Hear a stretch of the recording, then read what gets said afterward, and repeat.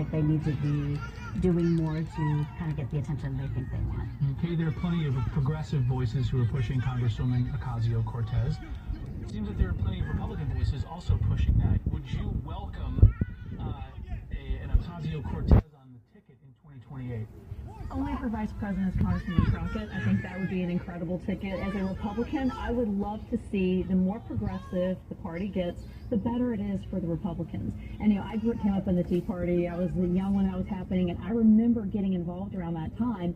And the reason the Tea Party, I would say, is very different from what we're seeing right now in the Democratic Party is the American people resonated with the message of the Tea Party. They wanted smaller government. They wanted less restrictions. That's something most people resonate with, whereas even the Democratic Party can't get on board and figure out what their messaging is and how to deal with these progressives who arguably, Vice President Harris lost the presidency because she tacked so far hard left to win over those voters in the primary, and that ad that President Trump ran, Kamala Harris is for they, them, Donald Trump is for you, is what resonated with voters. And if you have someone like AOC leading the ticket, that's the kind of messaging you're going to see again and again. We're at the first 100-day plus mark, and Doge has been talking about all that it's doing. This is from Elon Musk in Axios. He said, quote, "In the grand scheme of things, I think we've been effective. Not as effective as I'd like, but we've made progress."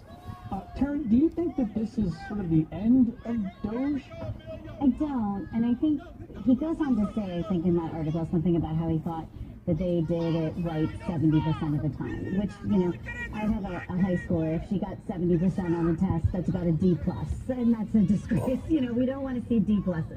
We don't want... Great batting average in baseball, though. All right, well, aside from that, right, we don't want them to get it right 70% of the time, especially when you're talking about efficiency. I mean, my frustration there over and over again has been, if we're talking about getting it right and getting it right for government, if we really want small government, we want this to be right the first time. We don't want to be endangering lives. We don't want them to be looking at a hepatitis outbreak, sending these people home, firing them, and then being like, oops, it was too late for us to warn those people. That's really scary.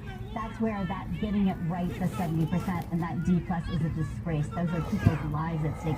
Oh, I'm sorry we fired these people who are watching our nuclear weapons. These are things that are scary, and these are things that are heartbreaking. I heard stories of people who were like, my tumor they were studying for cancer research has been sent to the university because the NIH can no longer study it because they were fired, they were set up, these grants were put away. And these are the things that matter, and that D+ is the disgrace, and that's why Doge, if it's not going to go away, it hasn't done it the right way.